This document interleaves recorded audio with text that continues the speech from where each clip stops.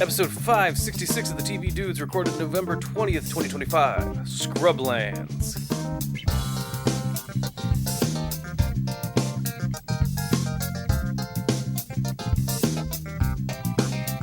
This week, Patreon picks out the show as John Paul requests Scrublands Season 2 on AMC+. It's an Aussie crime drama we knew nothing about. Did we love it? We did not. Did we hate it? It's more complex than that. It always is. But before all that, I'm Les. And I'm Nick. And we're the TV Dudes. And you know, watching the land get scrubbed isn't all we did this week. Oh no, what are we watching on the telly, Les? Well, no, first... Oh no, to the Patreon. American Nick is back. American Nick is back. We gotta go, because we have to get out of here, Aussie Nick. All right, but you know I'm taking a Foster's off the off mic. Tools down, Aussie Nick. God, that guy wants to fight so much. Fuck. But we got to talk about the Patreons over at patreon.com/TVDudes. Indeed. You can pick the shows we watch at the showrunner level, just like John Paul did. Or just snag a few extra episodes each week as we review movies and such, or special episodes as they may be. I think there's one about Batman eating pussy. That was a while ago. That was a while back. But that was a fun one. That was classic. Insane. I would like to say it was classic TV Dudes episode. This, I don't know why I thought about that just this week somehow at some point. The one where we made Kyle watch Between Worlds. There's fun times over there. But this week we talk about The Running Man in theaters now and explain in great detail why you can walk on by this one. Indeed. It's a mess, y'all. Sit at home for The Running Man. But now we can run to the diaries. Indeed. The Diaries of the Television Dudes. Brought to you by only the finest cocaine wine. Les, we had I don't know about you, but I had a busy week for TV watching, and we left stuff off last week, which is only unfair, but I'll let you go through what you've been watching, and we'll try and see what we didn't keep up with. Well, kept up with the Paramounties. Watsons, the Ghosts, the Matlocks, the Elsbeths. Is that what we're calling them, the Paramounties? I don't know. Okay. I'm trying things out here. I'm not covering. I'm not calling them Gulf Western Discovery, Paramount, whatever, Sundance, the shit they are now. So out of all of those, the most interesting thing happening is I told you that Watson had introduced Robert Carlyle as Holmes, and only he's not really around. He just showed up to tell Watson, "Hey man, I am alive. I faked my death. Sorry, but it's for a bigger plan." Well, something Holmes did in his will that he left to Mycroft fucked Mycroft's entire company up, so that Mycroft's companies are in free fall in the stock market and shit. So the most interesting thing Watson's done in 2 seasons now is having evil Niles, like their Mycroft is basically just like an evil fucking shrew, shows up to tell Watson, hey, so I'm the only living Holmes and you're running the Holmes Clinic. I actually can put, cut off the funding here. Unless my brother faked his death and is alive, and then I could get out of your hair because I wouldn't. But you wouldn't know anything. And you wouldn't know anything there's about other that. people in the room, and but you wouldn't know anything about that, John, huh? I can only imagine what it'd be like being a nurse in that fucking hospital. Oh my god! What the fuck? Speaking of, I also kept up with some Grey's Anatomy because of Fanny, and my god, it's irresponsible the amount of fucking and small talk done during and around major surgeries. I'm sorry, you have your hands in a person's heart. Stop talking about this. Unprofessional. Unprofessional. I got my eye on you, Sacred Heart or whatever the fuck they are. Say what you want. Scrubs would never do that. They wait until the person is dead. Wait until the person's dead and then make love on their corpse. Right. Also, kept up with the show we thought might have been Diaries based on the amount of corpses they piled up in the first episode, but which has fallen off quickly. Welcome to Dairy. We forgot to mention it last week, and it was not a shocker. And that speaks volumes. Fanny fell off after about up to. It is, if you have read all Stephen King books, it is like technically interesting in a Wikipedia article kind of way. Mm-hmm. Like they are digging up and expanding mythos as fast as they fucking can. Like it's like they're building something in Minecraft. Like, yeah. That said, it's the Han Solo's gun problem. I don't think that this stuff's good to add to Pennywise. And very quickly they get to the key problem of the show, which is, as you pointed out, no producer in their right mind would let them make an It series that does not have Pennywise in it. And you really do a disservice to this creature by pinning it down to Pennywise, to just this. Because so we skipped an episode last week where they went straight Goosebumps. Like these kids bike through that was some Are You Afraid of the Dark bullshit. Like I saw somebody post that like, oh man, the way Pennywise goes after these kids is vicious, and I'm like, oh, you're on Ep 1 then. Yeah, you're on Ep, because Ep 2 it was like, man, I could have watched this a Saturday morning, right? Like, and then Ep 3, they're biking away from the cemetery. Which it's not. It's a bit like, well, can we talk about the third act problem in Metal Storm, and does that fix it? Like the kids in the newest episode, like straight up mention like, it had us dead to rights in that cemetery. Yeah. Which I like them saying that because right. Because they do need to figure out that, I guess it wants us to it scare us. Right. Cool. Why did it want to scare the other? All of it together.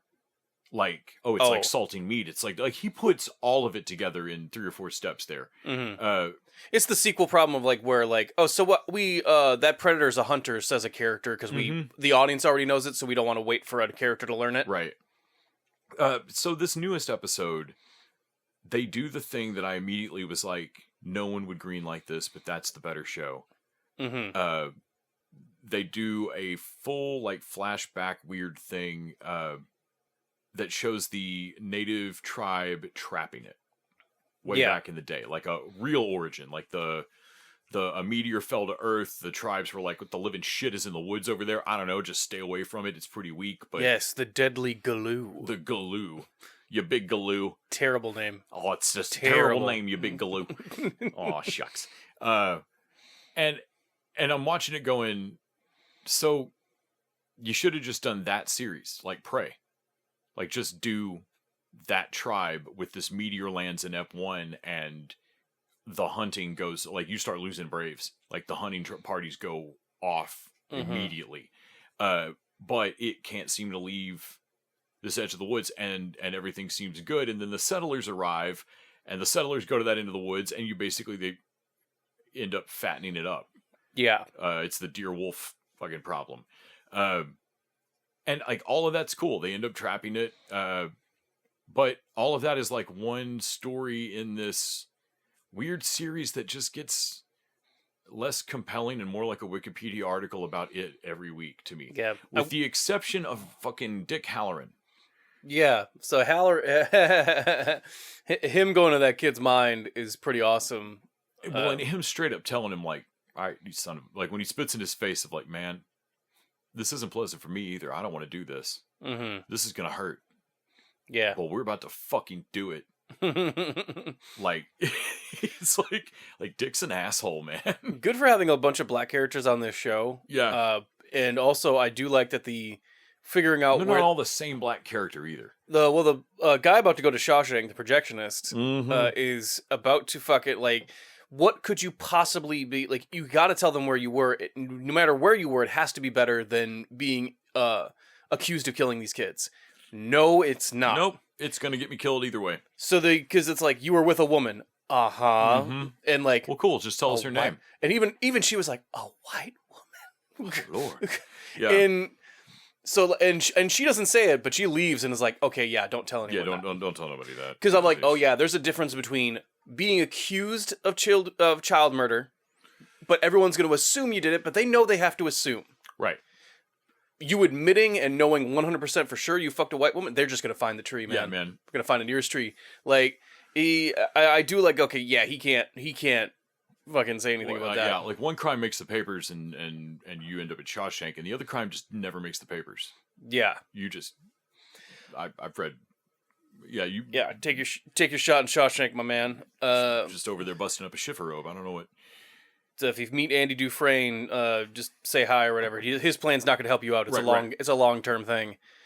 It's fine. I'm sure we'll keep watching it and update if things significantly change. But yeah, Welcome to Derry is a significant down interest after that first episode. Really is, and it doesn't at any point have the prestige HBO wants it to have on a Sunday night. No. Like I said, like that whole ghost sequence in the cemetery feels fucking silly. No. So we also rewatched Deathstalker 2025. Deathstalker! Because it's what I immediately was thinking of as the Wraith. You'll be happy when I do it. Deathstalker 2025 is out on streaming. Go watch it. It's fucking amazing. What else did I watch? Oh, so the Metallica music video 1 from back in the day uses a bunch of footage of this dude in a mask. He's been had legs and arms blown off in the war. Yeah, it's from a movie called Johnny Got His Gun. Yeah. You're telling me that. Lisa and I were talking about have we ever actually watched it, and we hadn't, and it's streaming. It's worth watching. It is actually actually a real movie. Donald Sutherland's in it. Some Tim Buttons or some other actors heard of from back in the day. Dalton Trumbo, who's one of the most famous writers to have gotten blacklisted during the communist stuff, House Un-American Activity shit. Dalton Trumbo. He wrote Roman Holiday. He wrote Spartacus. All sorts of shit. He wrote this and directs it. It's so bleak. It's insanely dark. Definitely worth watching. The Metallica parts in the video are like, there's also some like color bits where Jason Robards is talking. I didn't realize it was all from the same movie. He's in his head. The black and white parts are all of the nurses coming into the fucking utility closet they keep this armless, legless dude in. Because he's blind and deaf, and they're like, I don't know, it doesn't matter if it has a window, just put him in the utility closet, it's fine. God, Jesus. It's dark, man. So then everything in his head is in color. Mm-hmm. And he's having a lot of arguments with himself of like, am I dreaming? Am I remembering rats that crawled on me in the trench? Because he's from World War One. Or rats crawling on me. Rat crawling, and like, no, they wouldn't keep me in a closet with rats. Like, I'm definitely in a hospital room, so there wouldn't be a rat on me. It's got to be a dream. It's got to be me thinking about the trench. How do I wake up from this dream? And like, it's dark, man. Jeepers. It's definitely worth watching, though. Holy shit. And then I think the only other thing I watched before we talk about the last couple of things that we both watched that were fucking awesome. I watched the first 2 episodes of All Her Fault. Which is a new crime series, Sarah Snook and Jake Lacey and Dakota Fanning, where Sarah Snook's kid gets kidnapped at the start, and someone snuck past the Snook? Yeah, someone snuck past the Snook. They sneaked her kid out. And the show, it's a cool little crime series so far. It's 2 episodes. I'm 2 episodes in, and they keep dropping new little hints of like, who the fuck took this kid? There's no ransom note yet. It's been like a couple of days. Michael Pena's the detective on it. Like, they're dropping more hints. It's pretty well structured so far. But the coolest thing about it, and the reason it's called All Her Fault, is that baked in at all turns is this constant awareness of the amount of labor that these women are doing, having jobs and being moms while their husbands have jobs and are dads, but somehow just don't have to do all this shit. And and like the women are even clear that like, it's not to say they're bad dads with like when these dads are with their kids, they're great. Like, he's kicking the ball around. He's a wonderful dad. But when I need him to like do, like school pickups or make a lunch, fucking useless. Yeah. And like, there's a lot of awareness that because they immediately turn it around on Sarah Snook. She did 14 million things that day for her kid, and also did a bunch of shit for work and everything. She missed one thing. That one thing allows for the gap where a few hours can go by and this kidnapping can happen. And so there's it's not her fault in a culpable charge her with anything way, but it's definitely her fault in a don't say this out loud if you want your marriage to continue, bro. Because like Jake Lacey loses it at one point of like, why couldn't you just check the number? And like everyone in the room like don't go anywhere else. One husband at one point loses it on the wife of like, so you called all of this suspicious nanny's references and really talked to these people, but they're all dead numbers now. Were they even real people? Did you even do? And Dakota Fanning is like, like almost cry of like, I talked to, they were people. I don't know if I fucking talked to them. Like they sounded like people who, I don't know. And Michael Pena, God love him, without moving his face at all, just in a perfect cop voice, like, all right, sir. So your wife obviously didn't pick up on anything, and that's on her. So at what point? And just jumps in, like, at what point when you were talking to the references did you know? What? Well, when you called the references, when did you know? Oh, I didn't actually. I very busy at work. And what time do you get off work, sir? 3. Ooh. But I have to write lesson plans for the next day. Like, Penny's just noting stuff down in the notepad. Write that down. Just stop writing to that. Yeah, keeping that baked in, like, I was enjoying seeing it. I looked over and Fanny's jaw was open. She was like, I have never seen a show do anything more than bring this up once. Right. But having it in the DNA of it is cool. I don't know, all her fault. I'm surprised it's not getting better reviews. I think that's an interesting difference between it and other crime shows. It's an interesting angle that I wouldn't have thought was played this cool. And then the shows that you and I watched. Oh my God. Well, I mean, not necessarily together, but we both watched House of Guinness. We did. I mean, we had to watch something after Landman. Like, oh God, I forgot we both watched Landman. We watched Landman. So Landman season 2 is not as big of a drop since Tulsa King, but it is like, hey, yo, do you hate the women characters now in a way that, like, that TCU admissions interview is at once one of the funniest things I've ever seen on TV, but it's so mean to this character. Honestly, neither of them come off great, but like the daughter, good Lord, what does the show want to say? Like, what is the show trying to do here? A woman can be nice on the show as long as they're dumb. I mean, dumb as a sack of fucking if they're bricks, smart, man. They're mean. She is sharp as a bag of wet mice. Like, oh my God. That whole scene is just so much. And God, her her reasoning for wanting to go to TCU, like, she believes cheerleaders should date football players. I would love to hear your position on that. I would give anything to hear your position on that. Yes. But that it's a fucking, like, basically eugenics of, like... No, she makes an argument for eugenics. Like a breeding program of like, oh my God. It's so nuts. And of course, Billy Bob goes off on a couple of fucking rants. I can't understand I don't understand a lot of the words you're using. That's on purpose. That's my design. That show's nuts, man. I after I finished watching it, I was like, so Landman season 2 is back. I won't say it's good, but I could not look away. Unlike the drop in Tulsa King, this is more like even more so than the Rookie. Like, I'm just staring at it with my jaw open, going, okay. I mean, it's a show.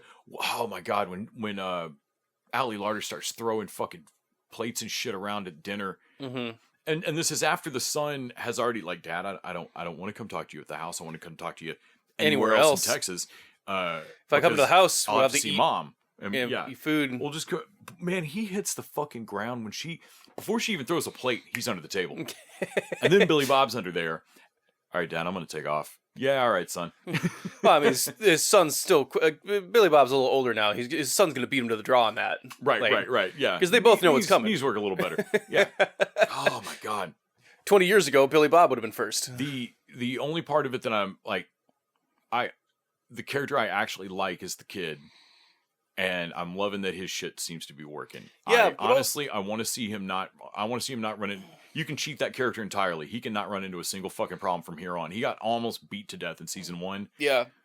She lost her first husband.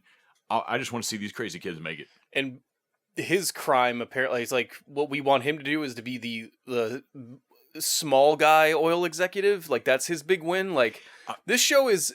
So right, like, so like, what if the show wants to do anything? It looks like the show in the like, we want you to root for Mr. T learning to kill again. They want me to root for oil guys, but done right this time. so yeah, because like at least the first season, I felt like I don't know what the message was supposed to be. It felt like it was a mixed, like imperfect character. This season, it feels like, okay, I think Taylor Sheridan is sad that oil jobs will be going away. Right, and there's a right way to do this if you just had heart. He thinks there's a noble Wild There West is. cowboy Absolutely. thing to do here. Absolutely. And I was like, no man, these guys are monsters. Yeah, and that Demi Moore is the kind of monster that we like as Americans, but not these other monsters. Yeah. Because again, from scene to scene, that scene is, her speech is fun and watchable, but you're watching it the whole time going, why am I supposed to root for this crazy she's woman? actively going to ruin the planet with her revenge. Like, she seems awful, but also I'm rooting for her because she's the best awful. I guess I'm rooting for her because two girls were mean to her in a bathroom one time. She's the most interesting awful in this room. Yeah. And like, she does that entire thing, she says, to fuck that girl out of a vacation. Yeah. Like, I feel like we as an America, like, there's definitely we'll forgive Hitler if I flashed back and showed you a guy was mean to Hitler as a kid. Right. Like, fucking... Well, that's totally how you play. I mean, that's how you Cruella it. Yeah. Like at least the Cruella movie knew that she couldn't actually kill puppies in it. Right. But they're actually drilling oil. Like, they're actually doing this. Totally. But House of Guinness was a real surprise. It's basically just not historically accurate, but like, this fiction's based on some truths, I think is the way they put it. Yeah. But it's about basically the old man Guinness, the guy that created the Guinness brewery at First Dynasty. Yep. First Arthur Guinness, I think he's the third Arthur Guinness. He's the fourth in line since his great-grandfather, I think, fucking founded it. Well, this motherfucker dies and leaves his fucking estate to his Benjamin dies. So his two dipshit brothers. Yes. Or two dipshit sons. And basically they have to run the fucking thing together. Fully sets it up that, like, one of them loves running the brewery and one of them really doesn't want to, but he straight up says if either one of you quits and tries to, like, sell it to the other one or whatever, you're destitute. You quit brewing beer, you quit being a Guinness. Yeah. Full stop. And then he cuts the fucking third brother out for being drunk, puts him on an allowance, and just... No, that's when you know, like, oh, so you were so much of a fuck up that you're not even worth salvaging. So one of the complaints I have about the show is that it sets up this Guinness family that walk down the thing with that cool ass song, and they do it again at the end of like, we're finally like, we're all better for it. They repeat that scene basically, and I was like, this is cool. Two of these characters have had no screen time. right. Have like, well, they know it too when they get to the line. Like, he looks at the drunk brother who has fallen off the wagon at this point, again, and is like, well, you were drunk, now you're slightly less drunk, and like, your speech doesn't work because two of these people did not grow. Yeah. Or at least not that I saw. Well, and then the sister, I thought, like, oh, she's gonna be a kind of a powerhouse behind the scenes. Right. Kind of like the aunt. And she kind of is. She is, but not on screen in the way anyway. That we see. No, because she and Adelaide do all their shit for the housing trust behind the scenes. Right. In a way that I so was like, oh yeah, because they're not supposed to be seen. They're women. They're supposed to be, Right. Like, but there's and Lady Olivia is fucking amazing and isn't on screen very much. Like, she's on there more. Mm-hmm. But she's great. She's only on there more because she's involved directly with two of the male characters, Rafferty and Arthur. Yeah. So despite leaving a few characters off to the wayside, and that they've decided who the interesting Guinness members are, and that's who we're cycling the story around, Arthur and Edward are basically trying to expand the brewery. Like, well, Edward's really the one that's running the brewery. Arthur has to be kind of pulled along at first. Right. He's not useless, but he's not very... at a point he runs for parliament and he runs as a conservative, and they're like, oh, well, I started a pension program in the factory to pay these people after they quit work, and Edward has it locked. The concept is so foreign to them that the guy cries. Oh my god, yeah. That they're gonna pay me anyway. Like, they're saints. And I was like, brilliant, like, master stroke. Like, no, unlike it. I mean, honestly, the dorms they build, all of it. Yeah. And fucking Arthur doesn't see it. And Arthur doesn't get it. A stupid sloppy. So I told you that before it happened. That's true. So that was an actual thing that happened, and like I forget the actual details, but trading a ticket that you could exchange for money. And he did not get time for it because they found in court that that his staff did it, but that he didn't know, which is just insane. No. And like I feel like the show got it right on Arthur that got part. off because he's basically stupid. Did you get to finish it out? Yeah, I did. Okay, so the cliffhanger. Yeah. So that cliffhanger was like, oh, really? That's where we're leaving this bitch? Okay. And that didn't happen. Oh, really? At all. Okay. No assassination attempt against this man. Okay. He died in his home in like 1920 or That's something actually like that. genuinely shocking, considering that they do sound like the kind of family that would make some enemies. Right. And not that there weren't assassination attempts at and shit going on at the Sure. time, but like this is basically parallel with fucking Garfield getting shot Right. right around the same year. So 20 years after There's a... So yeah, he can't quite grasp. Maybe that's the thing. It was refreshing to me to see. Oh yeah, back when evil was good in disguise, or good was evil in disguise. right. That. Okay, cool. They're doing this to expand outward so that they can make more beer and make more money. Right. But also, hey, housing is getting built. No, it's flat out. It's a Nobel Prize. People are getting paid with pensions. Yeah. Like, do you think you have that fucking town got water? Yeah. Like a well and shit. Carnegie and libraries and shit all around the country and stuff. Like you have those to clean up scoundrels' reputations. And again, not a single hospital wing named after Musk. Like out what of my head. what the fuck is happening here? Like old school barons. Like it makes me. At least we got a hospital wing. When I'm wistfully missing railroad barons, Right. Basically, Right. with twirly mustaches. For real. And because at least they hid their villainy in like philanthropy and knew the score. Right. Like And can grow a mustache. and knew that knew the game of it, in a way that Arthur is so stupid. Oh my God. He's modern day politics. I'll just buy no. I'm buying the votes, you idiots. They're bought. They're bought, you fuckwit. dummy. And then, oh my God, they're so. There's a moment where Arthur realizes that Edward has slept with the Cochrane sister, the Finian red-headed revolutionary Irish girl living in the fucking 5th floor walk up at the docks. Who seems like a force to be reckoned with in episode 1 and then kind of does nothing. Well, there should be like the saddest moment in the series. At one point, she looks at Arthur and says, "No, it's passed by, but like, do you understand that your side will never accept me? And because of my association with you, my side no longer trusts me. I have no one, and I cannot work in the revolution anymore." Right. And like, you have taken just knowing Arthur and then him not marrying her. Was that Edward? Or Edward, rather. Was that the Edward brother? Yeah. Her just knowing Edward and then it ruins her life. And then he doesn't choose her. He chooses Dodo. She's the first one to leverage Arthur being gay against him. Right. And yet she always has that, Uh-huh. but never seems to press it after he loses that first election. No. She's in bed with him after that. No pun intended. Yeah, but I do love that Arthur at first is like, well, we're doing it for the people. Like, I'm conservative party. What do I care about the people? So there are some amazing lines in this. There's some fun shit. They make use of modern Irish music. Yeah. Throughout, and it really works. All sorts of hip, like they use a couple of kneecap songs, a bunch of Irish hip hop. It's a blast. That said, it's also Stephen Knight. It's got a Flash style, fast and loose and clipping through things, and like don't stop and wonder, how does that brewery run? Rafferty runs it. Like, fucking A. So the linchpin of the show, though.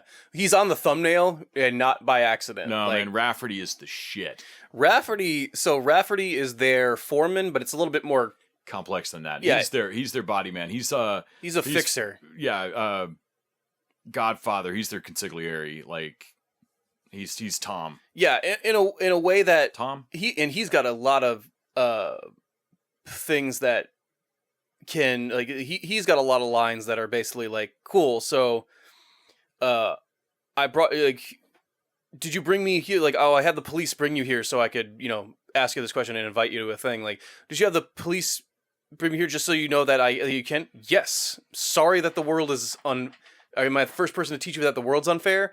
Right. And then she basically goes like, he offers her money for like a dress. Like, I'm not a whore. Like, well, you see, that's where our problem lies. I am. Yeah. When he shows up later to choke the uncle with a fucking eel. Yeah. Like an actual eel. Well, you called my master, what was it again? Lively eel? The river, yeah, the Liffey. or Liffey? Liffey eel? Liffey eel. Yeah, I think that's the bit of river going through Dublin. Yeah, he's just got an eel hanging around his neck. And how does he say when he walks in?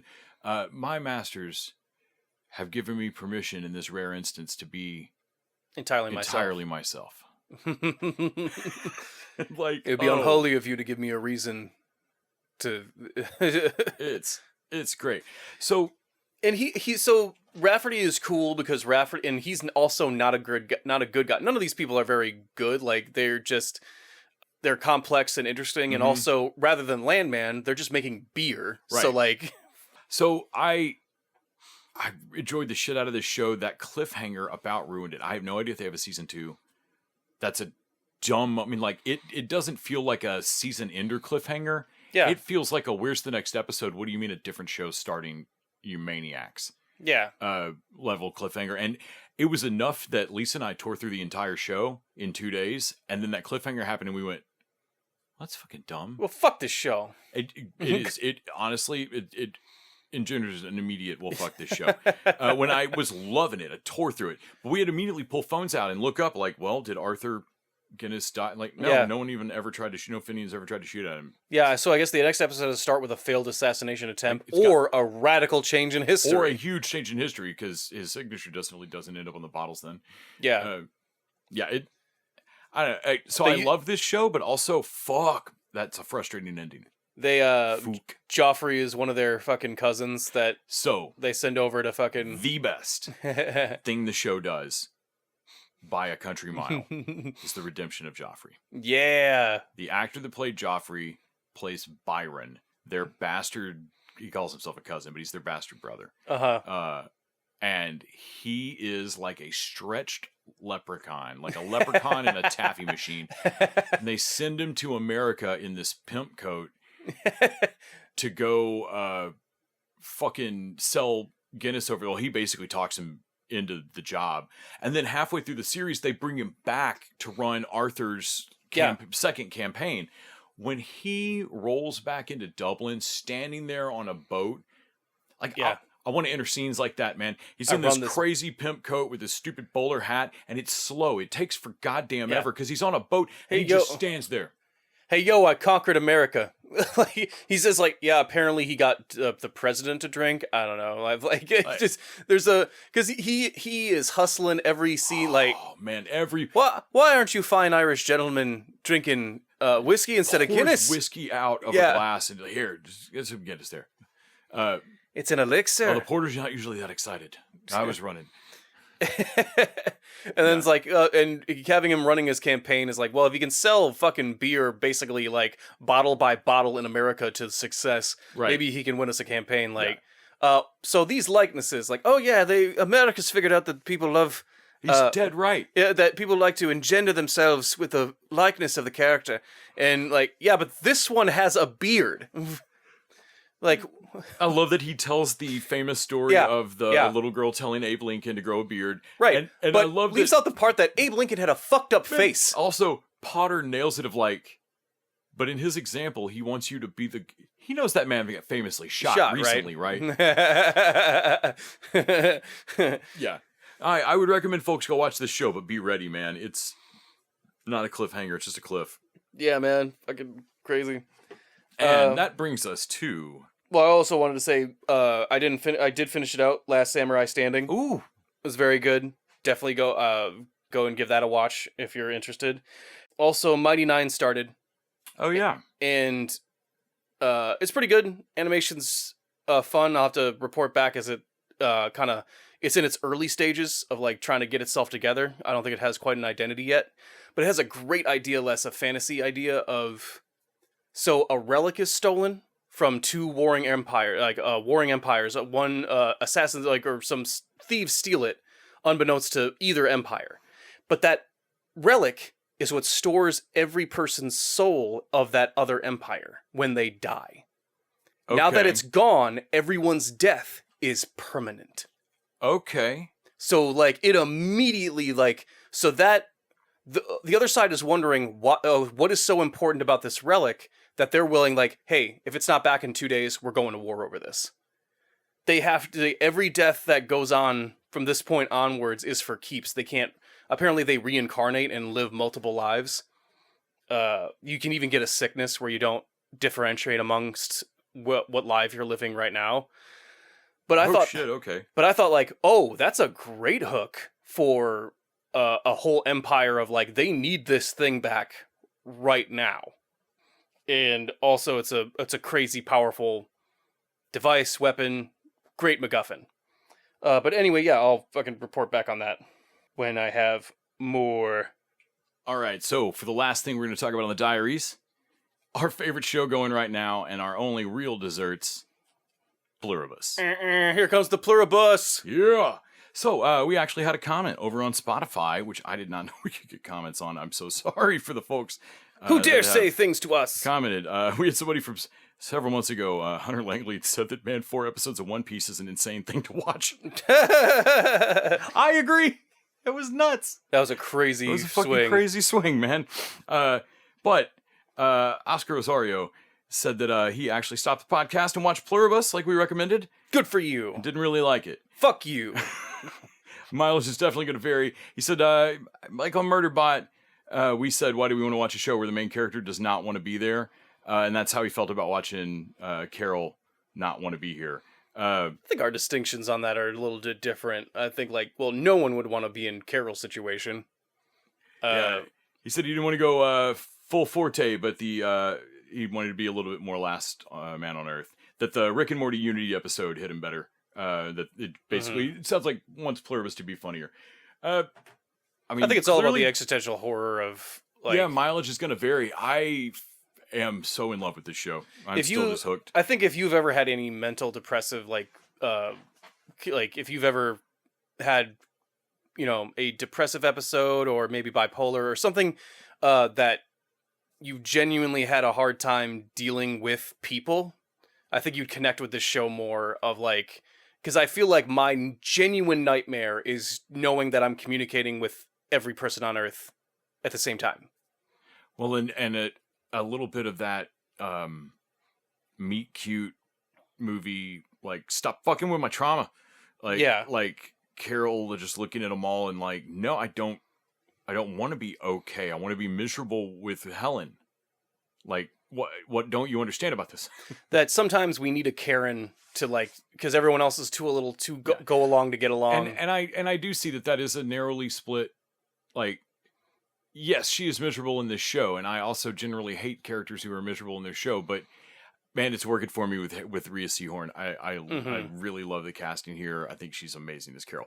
So this week on Pluribus, we got to see, well, we found out a little bit about maybe why she thinks shiny, happy cult people are bullshit. Freedom Falls. Oh, man. Tell me about Freedom Falls, you motherfucker. So Carol starts doing some tests a little bit. Well, first of all, we open the show with our Paraguay. Paraguay. Our guy from Paraguay. I'm sure he has a name that we'll eventually learn. And we see him having his, like, he won't eat the food because, that's how they get you. Yeah. And it's so funny to know that technically he's in a paranoid way doing all the right things. But he's going to die first. But he's going to die first doing all this stuff. Absolutely. Because he's not playing any offense, like... No, and he's run out of food. He's licking candy. He eats dog food. Oh, my God, when he eats that dog food.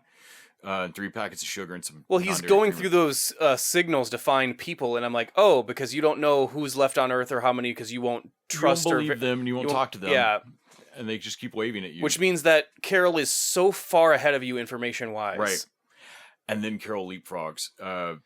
Which is what Carol needs, because this is a race against time now. She needs to figure out how to reverse this before they figure out how to get her.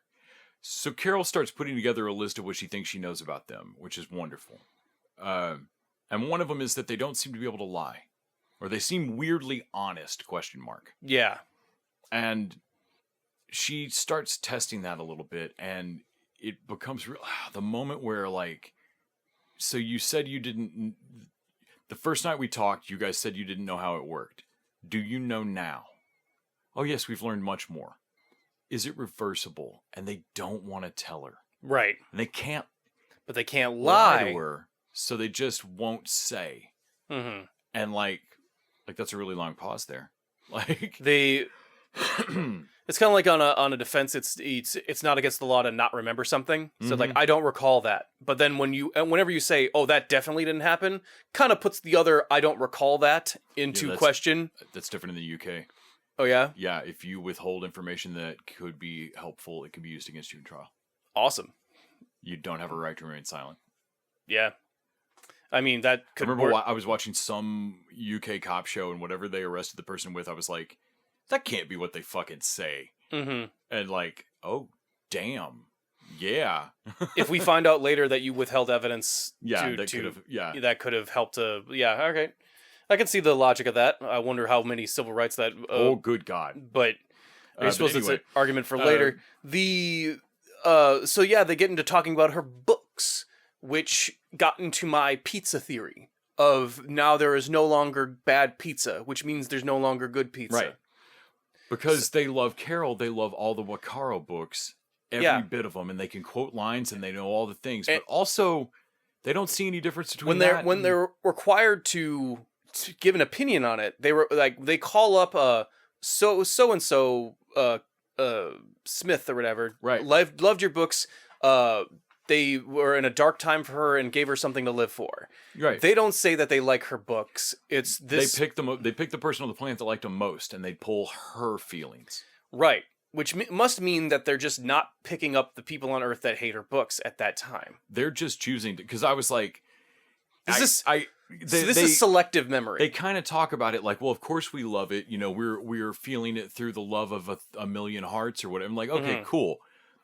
Why aren't you choosing to feel it through the hate of, I'm glad you're not, but like, why? How is this not averaging into a mob? Mm-hmm. I did want them, like, which is like, so what about my work versus Shakespeare? And I deeply wanted to, actually the collective human consciousness doesn't understand Shakespeare anymore, to the point of using that as a reference. Most people think it's bullshit. Yeah, I would love that, but that's about my hate fucking Shakespeare kick. Yeah. But the like, oh, we love that equally, and I was like, I wanted to go further of like, okay, cool. How about compared to Too Fast, Too Furious? Right. But and that's the thing is like, no, you like the Wakaro books at the same level as your favorite Stephen King, as Unbearable Lightness of Being, as like Tombstone the movie. Like, it's all the same because they think it's all the same because they don't actually experience it. I still believe that as soon as the people with agency are gone, we'll be eating paste and we'll never they say hear music again. There's enough of a thing that where they feel a tingle if enough people feel a thing about your books, like, and I was like, okay, cool. Would you have felt that if Carol was not here? I don't think so. I don't think so. I think they only feel it from the reflection. Yeah. And I think I still believe the only thing we're going to build with this amazing new connected technology is a satellite dish the size of Africa to beam it to the next planet. No, maybe I'm just so identified with Carol because I'm like, no, everyone's happy kumbaya shit is bullshit. Yeah. No, I don't believe this at all. And you don't even have to go to a gay conversion camp. Like, nope, I've seen churches try to sell me on this shit. Like fucking multi-level marketing things try and sell. Like everyone has a... This is like fuck your Amway. Everyone has a beat-all solution for everything, and that's fucking bullshit. Yeah, I am love. So to sort some of this, Carol scams herself some basically sodium pentothal, or it's not that, but it's close enough. Yeah. Truth serum. Well, what she really wants is she wants a drug that roofies your memory, like causes a memory pocket where she doesn't remember talking, but she's chatty. Mm-hmm. And she basically tapes herself and like She wants all the information that's in that vessel, but none of the actual consciousness. And she's talking about real shit, Helen and crying and all this stuff, but she's watching a videotape herself. She doesn't remember doing any of this. Yeah. So I think we've got a winner. So then she kidnaps Sosia for a second and kidnaps. She takes her out into where there's no line of sight around anybody for a minute and disconnects her from the hive. It seems to. I mean, that's my headcanon right now. She injects her with this shit, and you see her know a bunch of stuff about the weather that she shouldn't know, and then it asks her about wind speed, and all of a sudden she can't bring up wind speed. It's the first time you've heard her go filler word, lose her train of thought, and starts asking wants to know how do I reverse this, and you can see the tension. They all but have blood run out of her nose. She starts crying. Is it making you sad to not be able to tell me? Yeah. But she can't tell her because biological imperative. You can't risk this. I'm no. But we're not sure if the strain of that or the disconnection or a combo. She has a heart attack. Right. Maybe you can't really, once you're part of the hive, maybe you really can't get let go. I know. And either way, if you reverse all this right now, the clusterfuck of getting disconnected people to move the food back. Oh no, we're still it's a snap level of everyone reappearing. Would still be as chaotic and disruptive. Not great. And also to Guy's point, is there not something in between? Back to where we were is not good. Right. I would end it with the Matrix thing of hey, give me a choice on that, an actual choice, right? Not let everybody. The thing. Let someone go and let me see them rejoin, and I'll believe you. Because Zosia makes a good point. We all know what it feels like to be you, Carol. Mm-hmm. You don't know what this feels like, but you're dead sure that you're right and we're wrong, and we're sure that we're right and you're wrong. But one of us has more information, right? And that's true. So test it. Let somebody go and let me watch them rejoin. If you love them, set them free. Right, because then I'll have in my perspective that remembers what it's like being part of the hive mind and can truly choose to go back. I will trust everything you just said if you'll disconnect and say it to me again. Yeah. And I don't think either the biological imperative won't let them do that. And if it won't let them do that, then it knows it's fucked. Then it knows it's fucked. Yeah. Yeah. I am in love with this show. We're 4 episodes in. I'm scared to look at how many there are total because I'm going to be sad. Well, and she confirms that they can't lie. I didn't want to... Helen bringing up... erases the weirdly honest question mark. Erases the question mark. Because they asked the nail in the coffin. She asked about heaven, what they asked about the Wakario books, and they were like, well, they're fine. And so that's hurtful. But then she asked about what she thought about her manuscript, her actual novel. It's fine. Chrysalid, the Bitter Chrysalis. Yeah, it's terrible title.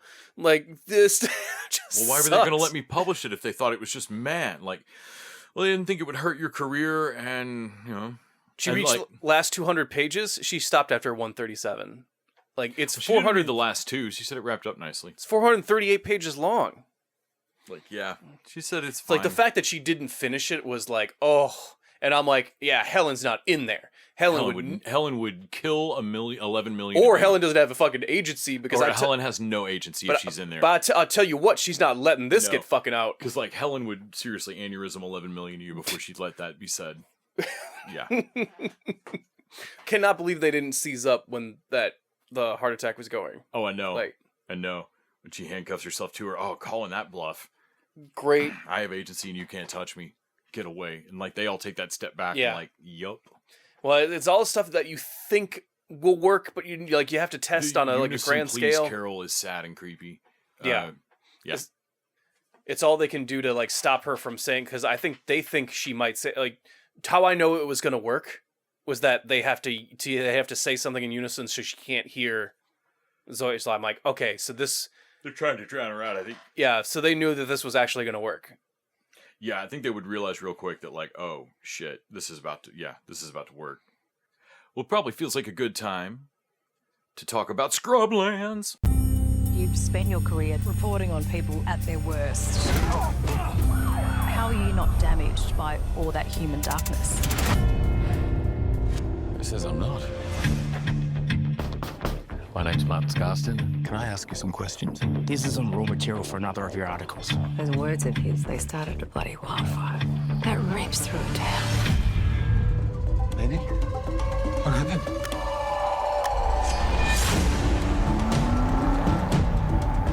I can't remember what happened. Have the police laid charges? What's your involvement? She's your partner, isn't she? You can help her if you control the story. Unless you think I killed him in some drug-fueled rage. What you really looking for? Over on AMC Plus, which Sean Paul picked out this week. JP3. So Scrublands is an Australian drama crime series based on the novel written by Chris Hammer. The series follows journalist Martin Scarsden. We picked up in season 2 when Martin returns to his childhood town of Silver, where he finds his childhood best friend dead, and his new romantic partner Mandy is the main suspect. As he pushes to find out the truth of what really happened, his past is dredged up in a town that has tried to keep the past in the past. It's got Luke Arnold as Martin, Bella Heathcote is Mandy Bond. I've seen her in some other stuff.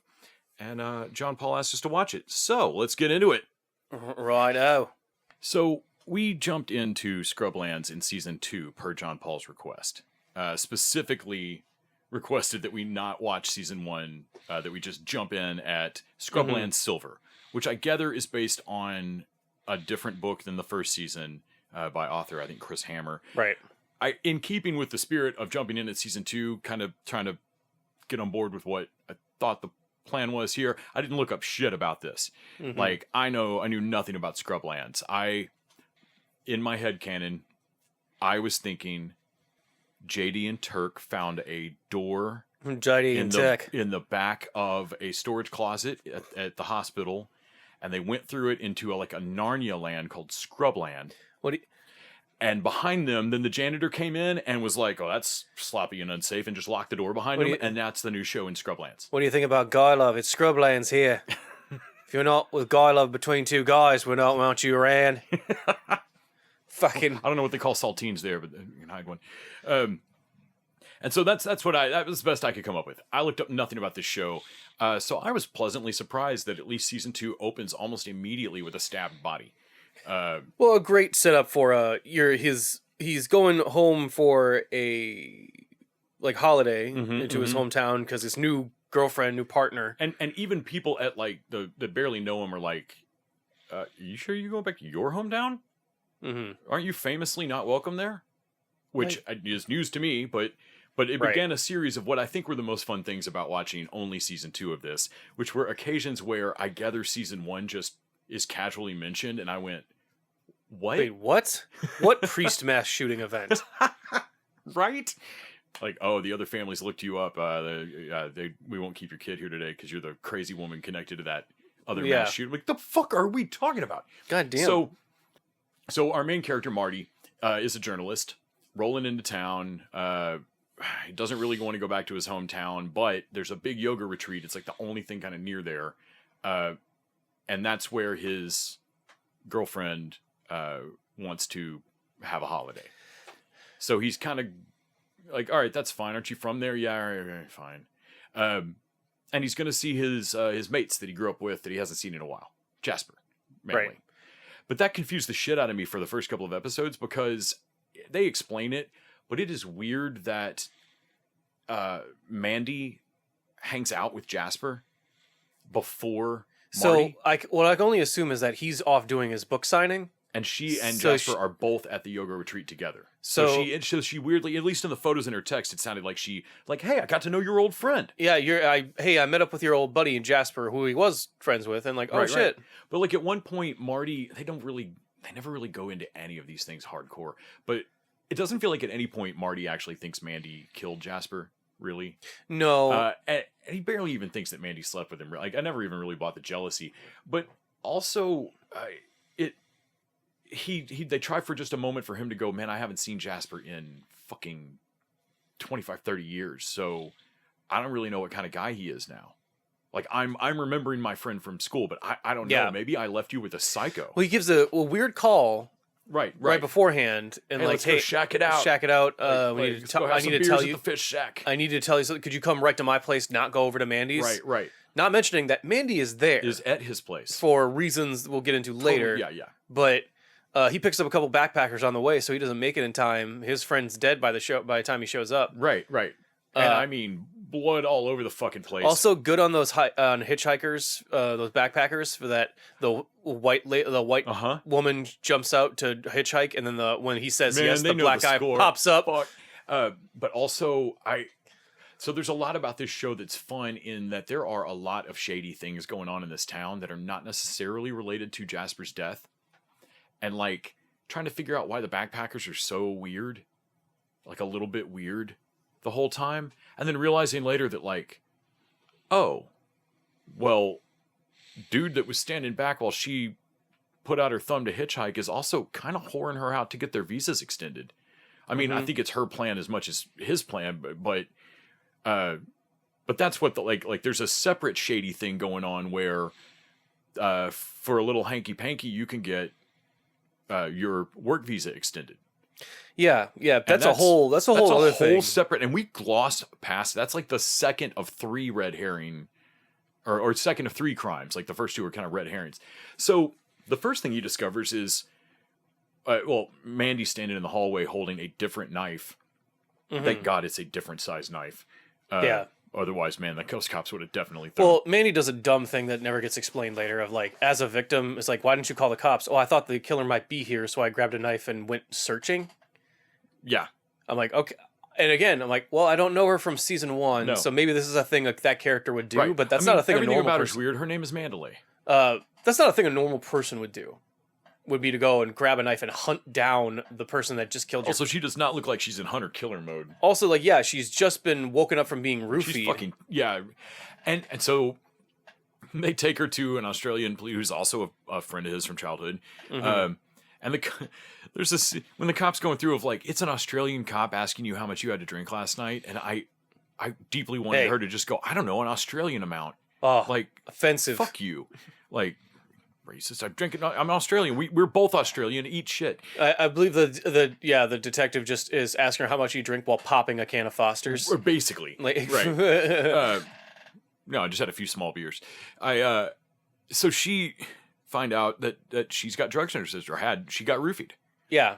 And that leads to the first thing that Marty, like, these things don't really make Marty suspect her at any point, man. I feel like in a US show, we'd have spent an episode really thinking Mandy did it. And we really don't. But Marty tracks down how the fuck she got roofied and figures it out pretty quick. Yeah. And goes and finds the proof, and it's a lot of proof. Like, this guy's done this a lot. He's a scumbag. Turns out her getting roofied is a completely different thing. Totally independent thing. Which I thought was like, okay, yeah, you're all treating it like, I think Manny... That's kind of fun that, like, this whole town is so sketch, it's hard to discern what crime happened. That's kind of fun. Jasper, they have a video of her and Jasper fight, and here's where the show gets weird to me, is that it doesn't communicate in a style that, like, I know cops are lazy. Right. But the cop, like, the line that they're like, well, this video, like, you said you never fought, but this video proves... That you did. And I'm like, look at the video, guy. She's obviously drunk or high off her ass. She gets out of a car at a stoplight. And there's fighting with a person that's sober. That looks different than fighting with someone that is inebriated. Yeah. He's fighting with her to get her into the car before she falls over because she's about to pass out. Yeah. Like, and I'm like, no, that fully lines up with what she said. Like, she can't remember last night. That lines up with that. Yeah, totally. But they treat it like it's a hole in her story. Man, she's on bail every single time. Like, she spends barely any time. Because they don't have really good evidence against her. But I'm just amazed. Like, I feel like I'm so used to in U.S. cop shows that just not mattering. Yeah, I know. And then they're like, well, it turns out you had rohypnol in your system, so we're basically like, you're a person of interest, but we're going to let you go now. Right. Like, You're basically, a witness, not a... Yeah, and then 3 days later, they get a call and they dredge the river and they find the knife. Next to this pier, and they find this, it's a coastline, they find this knife. And so they arrest her. So my first thought was, you're a fishing coast, like famously, so I guess no one's ever dropped a knife off the side of the boat. Right. Because there's just the one knife down there. And also, they when they find the knife exactly where the caller said it'd be, it is a coastline. Things move. Like the whole ocean, like, well, fucking moves. moves. That's because person threw it and then called it in. Called in right then. Like to me, to a point where it was an anonymous caller, and I'm like, so you can't. I was if you can't convict. The knife dropped my jaw. I was like, that's so. It's so dumb. And like, oh wait, so she got rid of it 3 days later? Oh my lord! In a very public way, and like, that's a sloppy frame job, Right. Like, also, it's hear me out. The paring knife missing from the block in Jasper's kitchen, but I mean, like, like I know they know the knife they were looking for, but like, they didn't necessarily need that. That you know the weapon. The whole knife thing was so weird to me. Every clue or every thing that is dropped in this, the red herrings, the real things, whatever, they all kind of dole out at the same pace, and it ends up with this kind of weird inevitable feeling, like he's, like you said, we were talking off, he's not a private investigator, he's a journalist, and it feels like he is discovering the story like after the fact, but not really like solving it. And so that by the time we get to the 4th episode, like at the end of it, when I realized that, I guess no, all the boxes are ticked. We've wrapped it all up. Yeah. Mm-hmm. And I realized that like, it's just because you can't really like what's a real red herring and what's not. I mean, you know what it really is at the end, but the crime it really ends up being is boring and dull. So yeah, spoilers for going forward with Scrublands. Oh, one more thing before we go into spoilers. There's these weird, I'm not sure if they're... Commercial breaks? I don't know how Australian TV works, but get out of my... I know exactly what you're going to say. The fade-outs, I was actually going to suggest that you should, periodically in our conversation, fade to dead silence, like no room tone. Yeah. And then back up for no reason. I feel like so they fade in and out. Like more frequent? I think it's quick fade to black, and then quick fade back in from black to another scene, but in a way that like screams commercial. No, it's like I'm watching a DVD of Lonesome Dove or something like that. Like I feel like this is I'm watching an 80s miniseries on tape. Mm-hmm. Yeah. No, because it fades quick and then back up. It's just enough to disrupt your emotion in the scene. Yeah. It was a thing that like I would forget about until it happened again, and I'll be like, oh shit. Right. No, it caught me literally before 5 minutes to the end of episode 4. It happened like one more time and caught me off guard again. You sons of bitches! We snuck one more in, you fuckers. Yeah, I didn't like that. I don't know what that format is, or if... Nah, I think it's just commercials, but still, it's weird. It's you can cut different on... Like, it was just a weird cut. No, I hate it. But anyways, spoilers going forward for the actual crime of Season 2 of Scrublands. Scrublands Silver. Port Silver, the town. So it turns out that it wasn't the real estate developer that was trading sex for visas. It wasn't Mandy. It wasn't the yoga instructor that roofied her. It was actually the mom. Yeah, it was Jasper's mom. Jasper's mom, because Jasper's mom is also involved in the real estate deal, that she wants a piece of this. And she sent Jasper over to intimidate... he has a dumb name. Aldous, whatever. Ashton. And he was only supposed to intimidate him, but he killed him, and he can't live with the death. Mm-hmm. And so he's going to confess. I actually really do enjoy that through the yoga place, who are illegally dealing mushrooms, Jasper trips balls while burdened with the murder he committed, and now he can't live with it. Like, that feels totally like doing a trip at a yoga retreat, and now you can't live with the murder you've been keeping secret. That's hilarious to me. But he goes and tells he like caves to his mom first of like, I'm trying to help you. I'm like, you are signing your own death warrant. She's peeling like an apple with a fucking paring knife right now. Like, what are you doing? And sure enough, she kills the shit out of him. And it's just to cover up tax fraud. Well, it's cover up a murder that she is also an accessory to now, but also the tax thing, so that because you want the deal to go through. Although eventually that deal goes bust because she ends up poisoning half the fucking town. So the most exciting holy shit moment of the entire series is the end of the 3rd episode in the series of the season. Is the end of the 3rd episode when Mandy and everyone else at the Jasper Memorial Ceremony are drinking kombucha out of a shared bowl, which is gross on a couple of levels. Yeah. But whatever. People start throwing up, and I was like, well, that's all of y'all. Like, like I know exactly what happened. That shared bowl was poisoned. I've been grossed out the whole time, and that's what you get. Like, you fucked around, you found out. But and like first I thought, shit. Like again, an American show would have played it up. We'd have suspected Mandy at some point because for just a moment she doesn't puke. Yeah. And I'm like, man, I feel like in a U.S. show we'd be leaning into the fact that like, did Mandy not get poisoned somehow? Nope, there she goes, and she hits the ground too. That's partly how we figure out Jasper's mom didn't get poisoned somehow at that, like. Yeah, but apparently that was an accident too. That was not supposed to be the junk or whatever, like whatever they threw in there had fentanyl in it. Yeah, the ketamine that they threw in had fentanyl in it. And God, we are so terrified of fentanyl as a culture. Dude, I mean, it's really deadly. But that's just fucking, I don't know, I was so, that was the craziest moment. And it's both kind of an act, like it doesn't mean anything really in a couple of it, but it kills several fucking people. Yeah. No, it goes off, people stop breathing, like I can only assume there's only so many ambulances in this town. Right, how fast do you get there, and who do you give the Narcan to first, and do you have enough? And like, yeah, it's not good. But everything in this show just kind of ticks along and feels kind of glossed over a little. We haven't even talked about another thing that is slow walked out over 3 episodes. Why he isn't welcome in his hometown. Why Marty doesn't want to go home. Oh, I forgot about that. Well, so yeah, has a icy reception from most of the people in the hometown because as a child, or as a teenager, I should say, he got wind of a bribery scandal of the fish and game people of that sector of town. The fishermen weren't going to make their money that they needed to make to keep their families going and everything, and so they were bribe people so they could violate quota.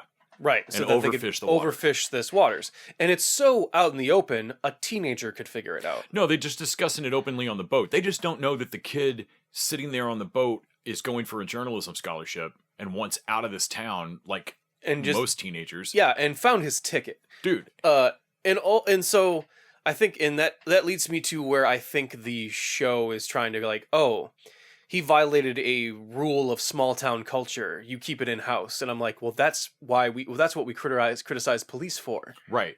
Like it's a thin workman's line, right? Or like a thin blue blood line. I don't know, like yeah, we're supposed to handle this within the town, but that just means that that's how everybody has their own separate shady thing going on in this show. And it's a big deal that his uncle. I'm not sure if his uncle was part of the bribe scandal or just knew about it, but he knew about it for sure. But either way, being his uncle, it got his fucking uncle's boat burned down. So that it did have consequences for his family, but it also just ended fishing in that town. But no one really sits him down and goes, "Yeah, but what you did was right." Yeah. In a way that I'm like, no, but you're treating it like the fish and game guys set those quotas just because they're dicks. And I mean, so I'm used to shows that have a character try to explain the other side of a position badly. Where I'm just like, I just don't believe you, but I guess we had to give you some screen time. Yeah. This show doesn't even have anyone really argue.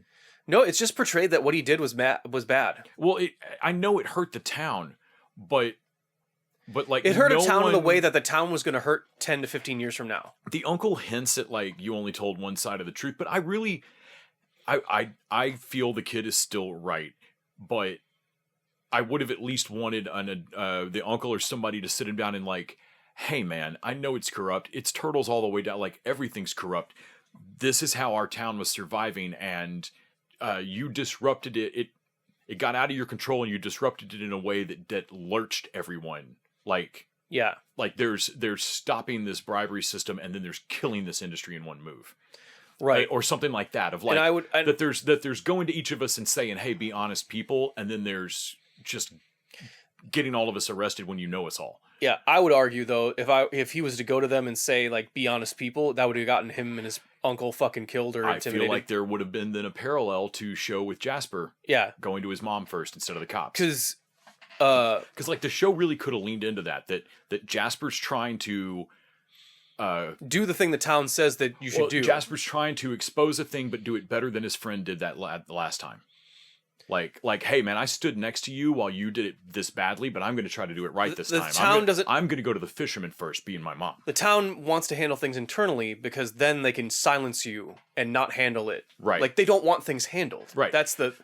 When they say they want things handled internally, they means they want the power to shut you the fuck up. So like, I know we needed to open with a corpse because God's the thing that kept me watching the show. But if Marty had gotten there the first night and Jasper hinted around, but not been able to really, but not quite been willing to spill the beans on it yet, and Marty just got a little bit of wind on it, and Marty have learned a lesson of like, hey man, so I was a kid, like don't. I feel like you're trying to do what I did. Don't. I regret it. I was a kid and I wish I'd gone to my uncle first. Right. And Jasper go, yeah, maybe you're right. And the next day Jasper goes to his mom and ends up dead. Yeah. That would have been something. And then Marty's like, God damn it. Like, there is no good way to handle this. Right. And then by the end of this season, Marty would be even more roaringly like, no secrets. Right. Because like, yeah, could they have like weaned these people off the fish? Sure, I guess, but also that was never going to happen. Like that in a way that like, no, we have to. And also, you're going to overfish this place to where there's going to be no fish in 10 years, and then the jobs will be gone. I just moved this up in time. Like there's a space here for exploring that Marty's regret over this. The regret is childish. You did an adult thing at a young age, and you regret it because you paid because that consequence was too much when you were a kid. But the thing you did was right, and you should do it. It just feels outsized because you bore the weight of it too young. But like there was an opportunity in this show that did not really get taken, I feel, and maybe it did in the book, where they could explore that Marty feels like he's supposed to regret this, but that letting go of regretting fucking this town over back in the day, recognizing you didn't fuck this town over, this town fucked this town over, that letting go of that is maturity. I think there is a fundamental problem with the fishing storyline that is the problem with the overall investigation, is that there is a sloppiness to the storytelling and to the presenting information, to all of it that makes all of this not sell. Yeah. Like I feel like some of these red herrings and turns are there because they're there in the book. Yeah. But I haven't read this book. But there's a lot of this that feels like, oh, you had to touch on it because it's in the novel, but it does not help this story. Because like he forgives the uncle forgives him, yeah, which is nice, I guess. But also, hey, no one sits him down and goes, hey, so we were being flagrant about this and we were going to get caught eventually. Right. You guys were basically shit-ass criminals. Like, yeah, so his cousin looks like a fucking dark-circled psycho. Yeah, he doesn't look right. No offense to that actor, but man, I thought he was the killer for a minute. And yeah, you're going to get caught eventually or lose the fishing business of this.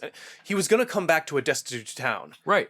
One way or the other. That was going to happen. Right, right. Either because you guys overfished these waters or because I did that. Like, one in the way. Or hear me out, they're so flagrant that we're going to get themselves busted eventually. A child did it. Right. And guess what? They did a tourist yoga retreat. Like, they got... Like, right. all towns do, they figure a thing out. Something else. Yeah. And now there's people working... Like, they have beautiful waves. Well, it's one of those things that, like, it makes me genuinely mad, because that is a stance people have, is that because it might hurt in the short term, we should never right any wrong. No, think of the buggy whip operators in the destroyed industry. Right. Like, no, that's dumb. Like... Yeah. And the child, like you said, the child, like, this is the morals you said as a child, but then as I grow up, I'm supposed to basically abandon these. Right. For a more realistic view. I'm sorry I did that. Like, hear me out. Again, the maturity is letting go of the regret there. Like, you know, you could be sad that like bad things happen to some of your family. To me, I feel like everyone, like a generation that yells at another generation for being childlike is basically like, why haven't you sold out yet? Right. Right. And like, you're making me feel bad for selling out because you haven't sold out yet. Sell out. So overall, they solve the murder mystery. They solve they discover like 2 other crimes in the process. There's the whole industry with the backpackers extending their visa. That's a red herring in the middle of it. It feels like there's a lot of stuff happening. There's only 4 episodes, and it feels slow's not the term. Like low key. No one's. So the whole time I have a Jasper's deed. Oh, yeah. Well, everybody's just like no one's getting into fist fights over this. No one's almost getting killed. And everybody's like, "Oh, were you back? I hate you." There's no Are you here? chase scenes. Yeah, there's that. Like he has one fight scene with the yoga guy, right? But like that's about it. And even at the end, the mom ends up having to fucking slit her own throat. Yeah, everybody's weirdly chill's not the word, but pretty chill for a town just crawling with crime and where everybody's mad and sketch. To me, between this, Dairy, and a bunch of other shit I see about small towns, and like small town Americana is the idyllic form. Like, no, fuck small towns. Like, small towns make you insular and kind of racist. Yeah. No, Rebel Ridge is the way to go with this. Like, it's, and I feel like there was, I don't know, maybe the book's got it. Maybe the book a town where like, different. Oh, but I know everyone's name in the town. Maybe you shouldn't. Well, so this show had an opportunity there because this town is it's the small town where everybody knows their name. Cool. So that's just a crime per house then, right? Yeah. And like sure enough, like this town is just covered in crime. Like it's Norman Rockwell, but everybody's doing something shady. There's something to explore there, but it doesn't really. We don't get into that. At the end of this show, at the end of this season, you don't feel like Martin's insanely right for coming back to his town and just discovering that it's corruption all the way down. I would be genuinely interested in. We always see stats of like higher crime in urban areas because there's just more people there. But also, I'm like, oh, is crime higher there, or also is just more crimes reported there? Because I feel like in small towns, just no one says shit. Right. People see it, but don't say shit. Did it, or you know who did it, but that's the cop's cousin. Yeah. And like it doesn't matter. Like I fuck small towns, I guess, is the way. Like fuck where I came up from. Fuck you, Luxembourg. Wait, you don't have a foreign accent. It's a different Luxembourg. Like, who knows what the Luxembourg accent would be?